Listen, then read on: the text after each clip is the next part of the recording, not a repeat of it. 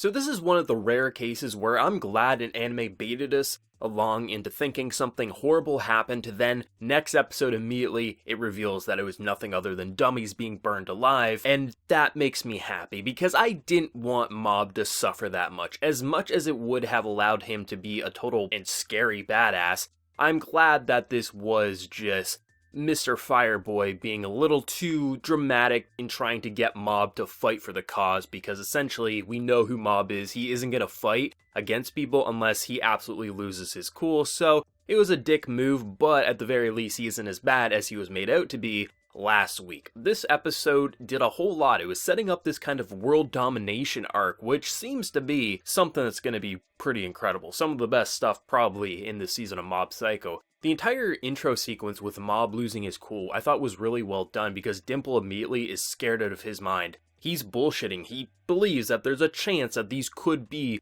dummies and this was just a fake body, but he isn't even sure. But he is so scared of what Mob can become if he loses his cool that he is trying to de-escalate the situation, and Mob is just like, do you really want me to believe this? Do you really think that something like this could happen? And Dimple, being Dimple, is like, absolutely, think of everything that you've seen. And I thought that kind of de-escalation scene was so tense because even though Dimple was saying, like, they're not real, we as the viewer are just like, yeah, but is Mob gonna buy this shit, Dimple? But I think they've kind of built enough of a trust at this point that he can de-escalate to a certain degree. But the fact that he was still on and ready to kick ass after that fire sequence was insane. Like, Mob literally just, like, does this, and he's like, I found him.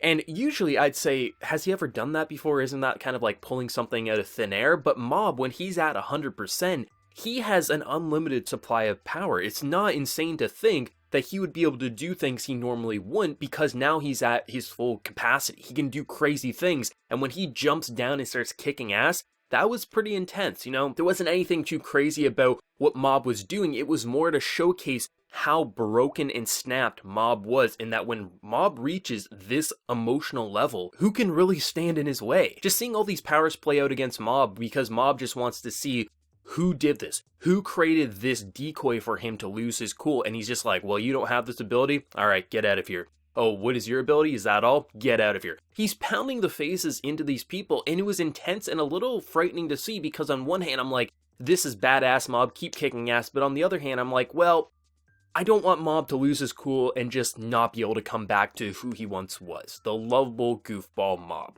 I wanted him to come back, and I thought the idea that when the car just kind of rolls up, they're like, hey, get in, and Mob realizes that essentially that they're not taking him to the person that created those decoys. He just throws him in the air, and then when he hears of Reagan's names, he just drives him there using telekinesis. That was, Mob Psycho 100 has this interesting way of balancing such heartbreak and serious to just absolute comedic and ridiculous, and even when Mob was at his, like, emotional distraught, he was still able to be funny without even trying to be. Absolutely ridiculous, and I thought just that kind of build-up scene of kind of, like, rising up your own mini-army to go against Claw, that was pretty interesting, and Reagan kind of, like, talking to Dimple, being like, are you lying? And Dimple's like, well, I kind of bluffed on the spot, but I'm not saying they couldn't be alive, and Reagan's just like, oh shit.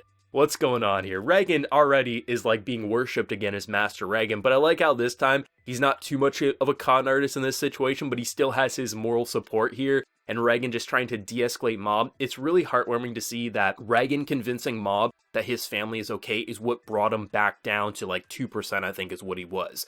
That's really impactful. That really shows us just that development and what happened between Reagan and Mob in this season. It really does have a lasting effect on their relationship, and it just shows you how much Mob truly trusts in Reagan. Of course, Mob likes Dimple, but just Reagan kind of convincing him, that means the world to him, and he was able to just kind of de-escalate and pass out and kind of recharge, which I thought was a really nice character moment. And even surrounded by the really good character moments, you got some pretty funny scenes. Like, there was a torture scene in this episode, and whatever reason, they made it menacing, and then they just went absolutely comical with it. It was just absolutely hilarious.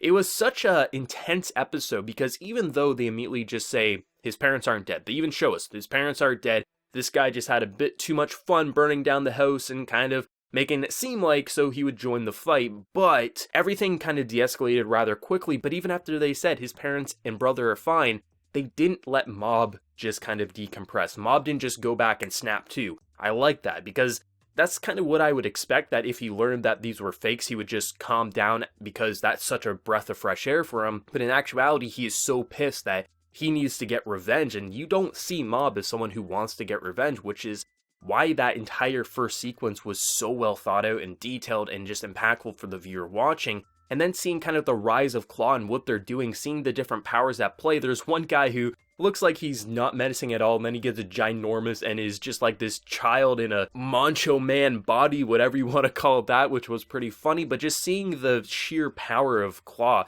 and Claw being like, listen, as long as I'm here the leader, and as long as I have my top 5 fighters, no one can stop me. And after seeing that end sequence, I'm ready to believe that, yeah, maybe you are invincible. This dude not only can teleport, not only can he predict the movements of people, even if he gets shot in the head, the bullet just stops. Like, what the hell? And this is probably like the lowest of the top 5 fighters too, knowing Mob Psycho. Like, this is probably just the starting point of what ridiculous powers we're gonna see. And it really feels to me that the only way that you could defeat it is if Mob could master that 100% without losing himself. And how is he gonna be able to do that? And it feels like an impossible situation with a way that we could see him winning, but at the same time, how can Mob master that power? Because it really feels like rage and hatred is what makes him so strong.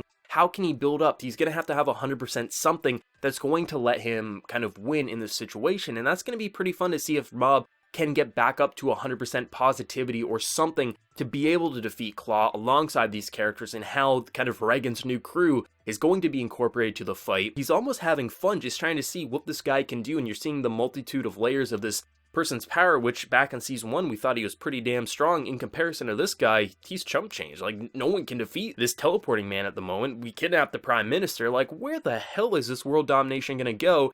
It's pretty intense. Honestly, this episode, it starts off trying to de-escalate the tense atmosphere, but they just keep it tense for a majority of this episode, and they end with a person who is just one of the 5 strongest fighters for the boss, and that's pretty insane. Imagining all 5 of them fighting together against Mob, even at his strongest, what would that look like? I don't know, but in terms of like what I assume is going to be the final arc of the season, that's pretty cool setup, I have to say, in terms of setting up just the fear in the viewer's eyes alongside some of these characters being like, we have to fight this? How in the hell? I don't know, and that's why it's so great. I thought the voice acting was insane. Mob's voice actor, I think this was his best performance. Honestly, just the rage, the reactions for the visuals alongside the voice actor, you felt like this was a nuclear bomb. He just had to press the button, and he was kind of inches away from the button, and he's like, Dimple, better explain your reasoning or I'm pressing the damn button and this entire city's going up in flames. That's what I like to see. Not only did the visuals get that across, but the actor absolutely killed it. Incredible, stunning acting. The visuals, not only just outside of the fire sequence, but just seeing all the other espers kind of use their abilities. There was a lot of interesting new ways to detail these psychic powers that I don't recall seeing, at least in season 2, maybe in season 1 if I went back and rewatched. But the visuals went in, the audio went in, the script not only went in, but also set up this amazing world domination arc. I don't know where Mob Psycho wants to go for this final stretch, and how Mob will be able to kind of master the power to fight back without losing his cool completely, because it seems like the strongest Mob is when he truly loses focus, and just seeing that rage, I think that's going to be needed in order to defeat these top 5 in the boss, but who knows what's going to happen, and that's pretty damn exciting. The only thing I really do hope is that when Mob eventually uses more and more of his power, that people won't keep tricking him into kind of releasing that anger and releasing that kind of rage, powerful aura that he kind of possesses. I hope it is him willingly doing it, because as much as I love that kind of bait and switch, that kind of force Mob into that mentality,